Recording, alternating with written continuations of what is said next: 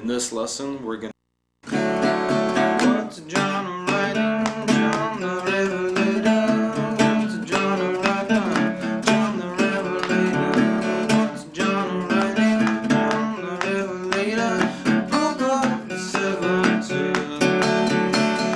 What's John writing? John the Revelator. What's John writing? John the Revelator. What's John writing?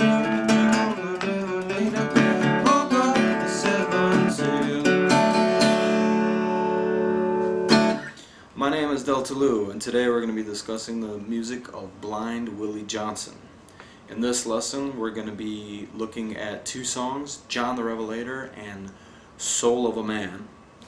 Two very popular pieces, not only in the blues world, but also in popular music as well. Two very historical pieces that seem to find their way in, programs on television. There was a documentary done about it by Wim Wenders, even part of the Martin Scorsese series, and so it's getting a lot of exposure out there.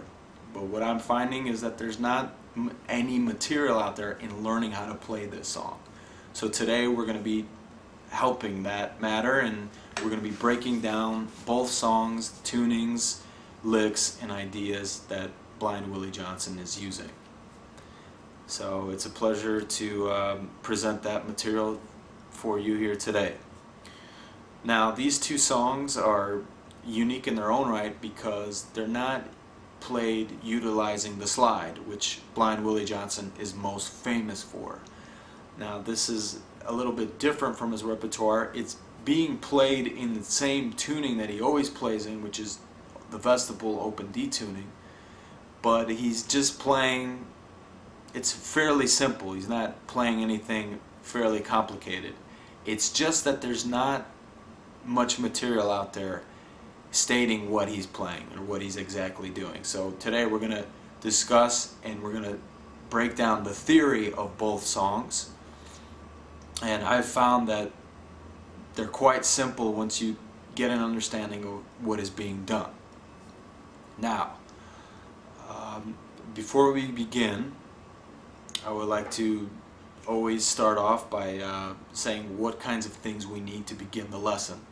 Now, since this is not a song that's utilizing the slide, you don't really need much to it, being that this is an old blues song and so forth. So, what you really need is any kind of guitar is going to work. Even an old dinky acoustic guitar could work for something like this, because Blind Willie Johnson was playing on some old dinky guitars himself, so you might sound a little bit more authentic. But for this purpose, it doesn't really matter. I'd recommend something small. An acoustic guitar should do.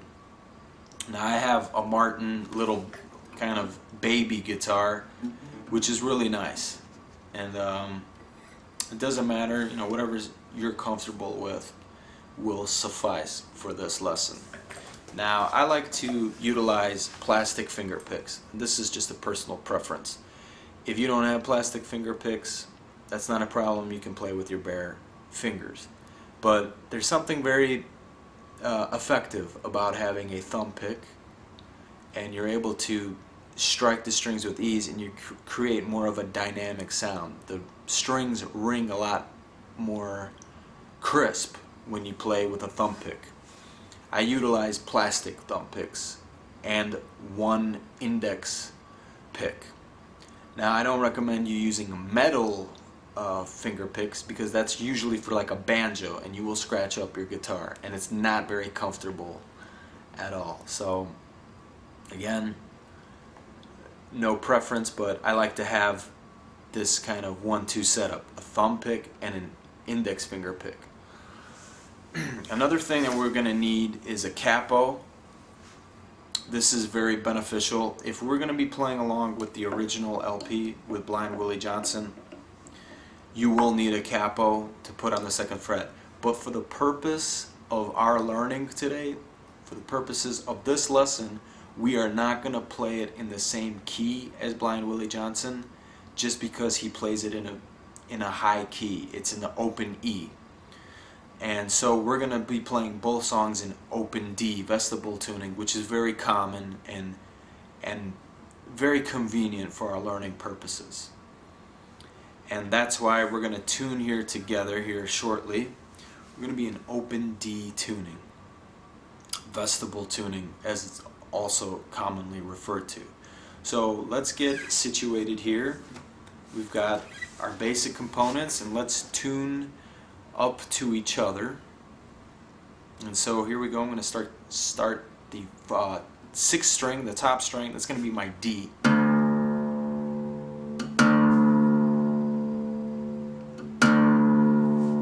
My 5th string is going to be an A.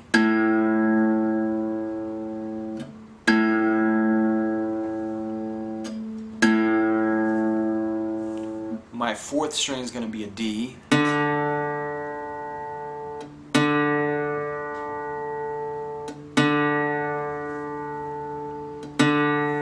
My 3rd string is going to be an F sharp.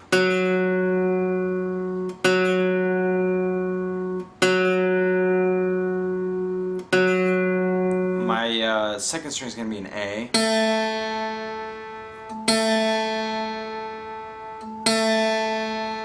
And my bottom string is going to be a D.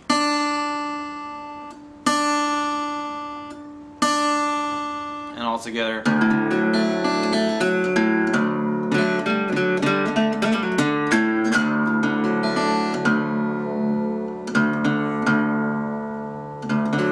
Alright, so we're tuned together. Now in the original LP recording, what Blind Willie Johnson is doing is he's playing it in open E tuning. Now you have the option of tuning up, raising your machine heads to go to a E, B, E, G sharp, B, and E, which I've stated for you on the tablature, or you can just take a capo and go on the 2nd fret.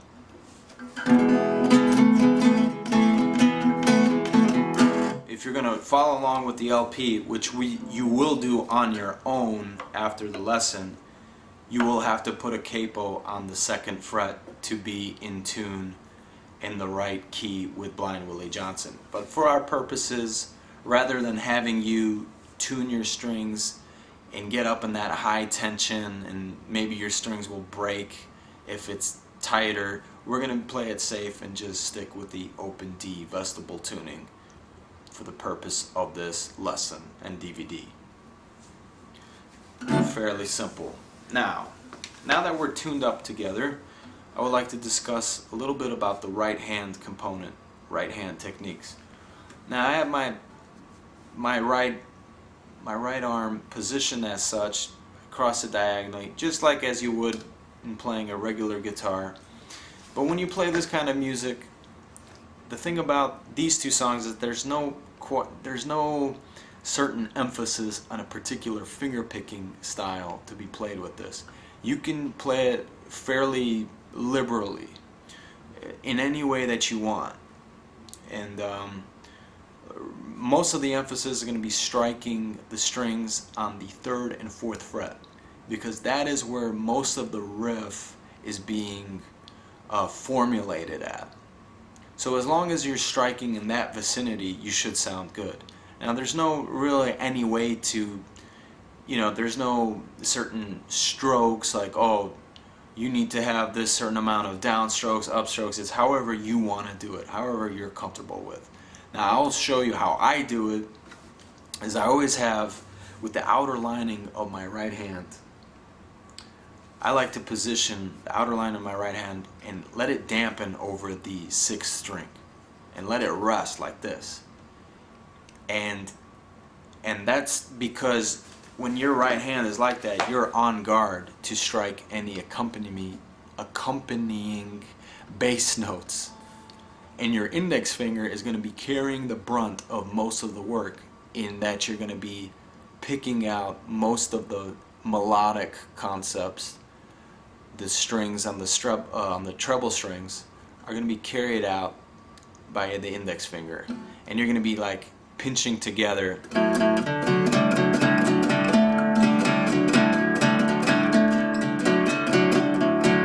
You know what I mean? The index finger is going to be playing predominantly the whole chunks of the chord, and your thumb is going to be pulsating this bass accompaniment as the index finger is doing the work. So it's good to get into that habit of letting this thumb pulsate the fifth string, the bass. You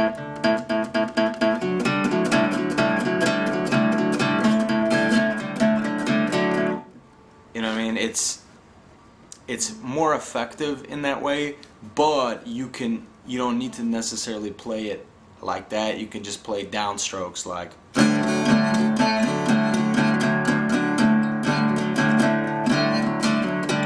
It doesn't matter, and we'll speak about that as we go furthermore into the lesson. But there is really not too much emphasis on that, so I'll move away from that, and we'll see how it shows up as we engage the material here shortly. So now that we've got our accessories, the capo, the finger picks, the regular guitar, we've tuned up to each other, and I've discussed right hand techniques. So what we're going to do is we're going to jump into the introduction, and we're going to discuss what you're going to expect from here on out with the song John the Revelator. And this is going to be the first lesson in our two-part series for this DVD, and what you have provided with you is the tablature, so it's great to follow along. And we will get started here with the introduction here shortly. Okay, so we're going to start here with the introduction, and before we proceed to the introduction, I'm going to talk about what you're going to expect from here on out. Now, pay attention to what I'm going to say here closely, because this is going to show up also in Soul of a Man. So basically, in these two songs, John the Revelator, Soul of a Man, he is focusing on the third and fourth strings. Predominantly on the third string, he's going to be playing just a combination of three notes that mirror his vocals, what he's singing. And what I mean by that is you're going to be focusing really only on the first and third fret where the notes are going to be at. So you're looking at the third and fourth string, right? Third and fourth string are going to be important. All of the notes are going to be played pretty much on the third string. The fourth string is just going to be played open, but you're going to strike the third and fourth strings together to bring about the melody, bring it about, and try to match with the vocals. Because essentially what's being played is matching and mirroring the pitch of the vocals in the song. So I'll put this into application here to show you what I mean. So it'll be like, what's John writing? John the Revelator. What's John writing? John the Revelator. And what he's doing, like I said, is he's just focusing on the third string. And he's just playing a combination of three notes. You're on the third string, third fret, then the first fret, first string, and then open on the third string. The fourth string is going to come into play as you pick out these notes on the third string. The fourth string is going to be striked simultaneously together. So thereby you're going to be playing with the index finger, you're going to be striking the third and fourth strings together, while on your left hand you're just going to be fingering on the third string itself.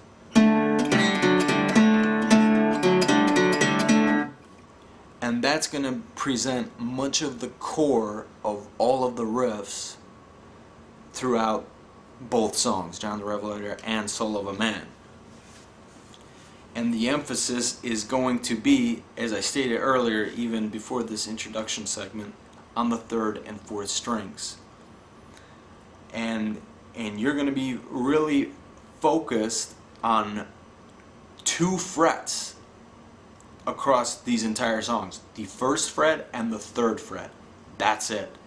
I don't really think you don't even play the second fret at all. So as we focus our attention and narrow it down, we are really only focused on 2 frets, the first and third fret, and the third and fourth strings, and that's it.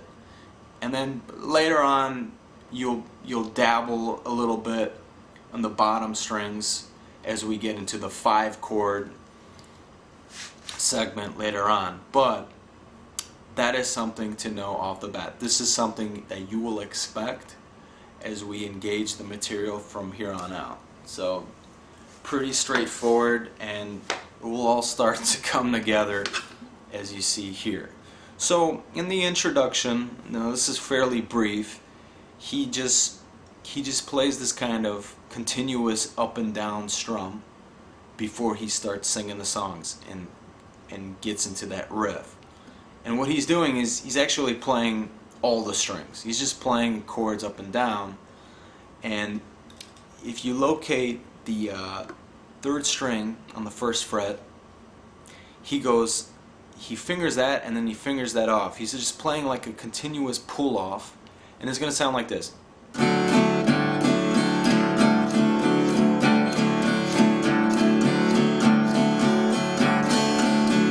Very easy, very simple, and this is how he begins all of his songs. Oh, what's John writing? John the Revelator. And notice what I'm doing with my right hand is just up and down and up. 1, 2, 1, 2, 1, 2. Or you can do just with the index finger strumming up. Again, it's however you feel comfortable, doesn't matter. And this is a very simple component. So the first 7 notes of that introduction would be 7 notes in all. The first 2 will be open chords, 1, 2, and then you, with the third chord, you will finger that first fret, third string.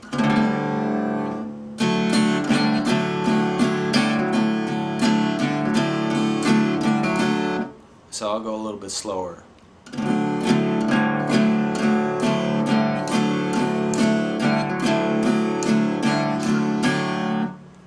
And he plays that pretty briefly. He just does a segment of 2 chords or 2 bars of that. So it's, well, what's John writing? And he gets into that singing right off the bat. So again, introduction, fairly simple.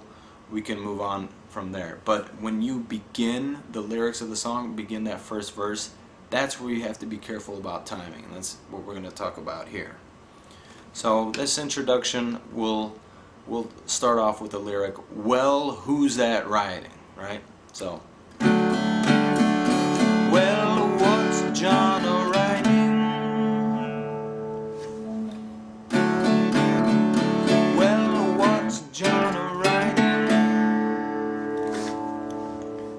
And we'll talk about that here. So as we strum that introductionary chord, we'll go like this. 1, 2, 3, 4, 5. And let me reiterate that again. Now, this is going to be a little bit difficult, but when you start to say the word well, that's going to transition into the main riff. So I'll go here real slow.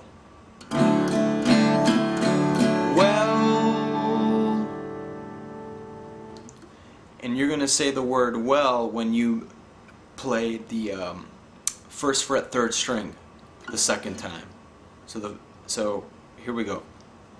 Introduction here slowly. I'm going to play the first 7 notes here. So 1, 1, 2, 3, 4, 5, 6, well. And on the 7th time, you will say well. Well, oh, I missed it there. So, well. And when you say well, then you transition into the riff. So, well,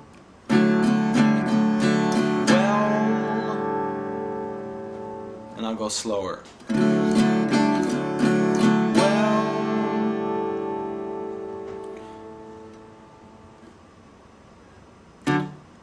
So after he says that well, he will transition into the main riff. And this is what you have to make sure that you isolate the 3rd string and play those notes very crisply, so you can, it's like a call and response. The vocals are matching what's being played on the string. You're mimicking the pitch of what's being played on the strings. So to round out that first phrase, we'll play it all here together. It'll be like this. Well, what's John a-writing? Well, what's John a-writing? Okay. Now, when he plays that well, what you're gonna do is you're going to go to the next part of that lyric, which is actually who's that writing, not what's that writing. I'm sorry, but and when you're going to find that after this well, you're going to position, I like to position my thumb to rest above the 5th string, and I like to do like a double stop. You pinch together what's being played on the 3rd string along with the accompanying 5th string. So I like to do it in that way, but it's entirely up to you. You can just play downstrokes of this riff. So for this first go around, I'm going to play it the way that I like to do it. And that's by utilizing this double stop, this pinching together at the same time. So we've located the 3rd string, 3rd fret, and we've got our thumb positioned over the 5th string, and it's just going to sit there, and your index finger is going to be playing everything on the 3rd string. So this first part of the riff will be, who's that a-writing?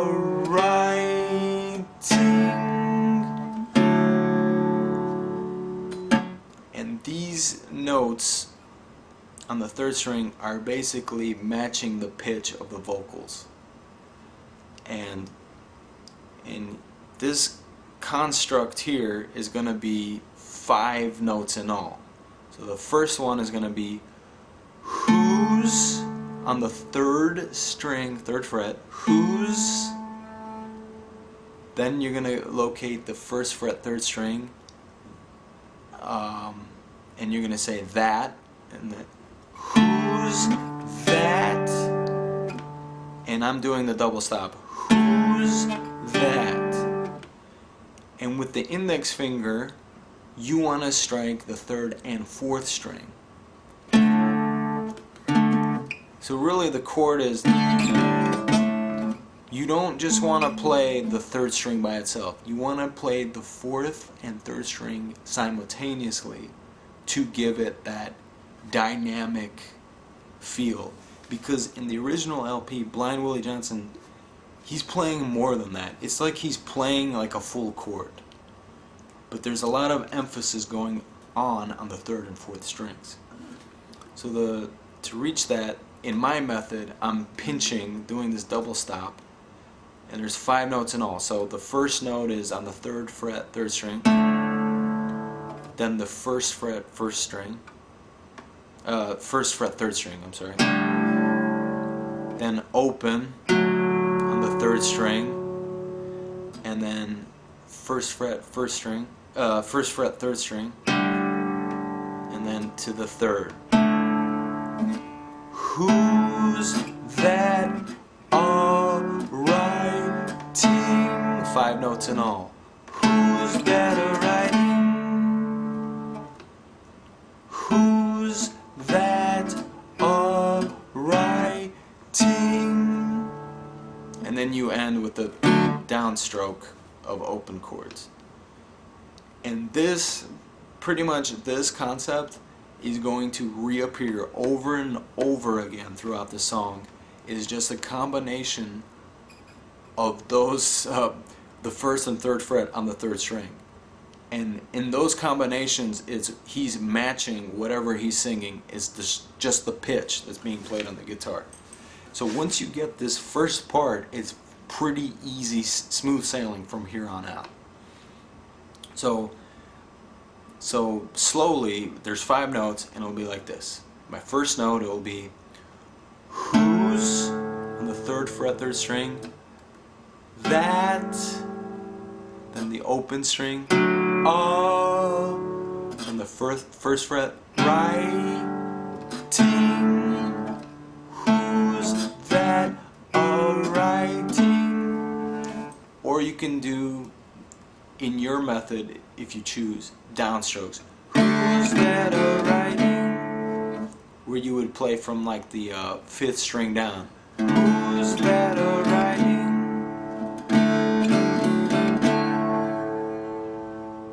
Either way, I like to play, because I'm traditionally always playing with finger picking style, rolling picking, I like to play it like this. It's easier for me, but if it's difficult for you, you can just play downstrokes. So we've covered that part. So when he plays those 5 notes, who's that a-writing? He caps it off with just one quick open strum. Who's that a-writing? Open strum. So that would be the 6th note. So from the beginning, the introduction, as it proceeds into the first part of that verse, will be like this. Well, what's John a-writing? And I'll go again slower. Well, what's John a-writing?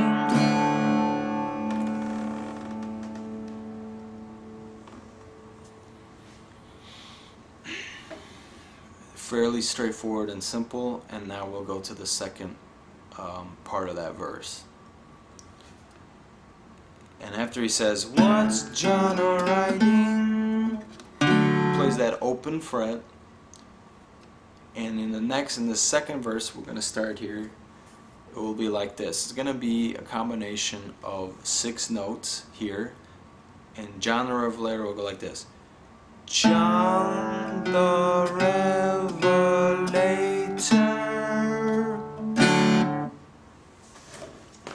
And either way, you can play with this double stop or downstrokes. So either way you want to go, it will be like this. You will find a third fret, third string, and this is how it'll go. It'll be like this. 1, and then open on the 3rd and 4th strings. We're only playing the 3rd and 4th strings here. Then on the 1st fret, open, 1st fret, 3rd fret. So 1, 2, 3, 4, 5, 6. John the Revelator. Open strum. Or you could play all downstrokes. John the Revelator. Either way, whatever you feel comfortable with. And we'll just continue up with the riff. Very easy. He's just reorganizing those combinations between every verse. So with that, starting off that second verse, it's just 6 notes. John the Revelator. And then he'll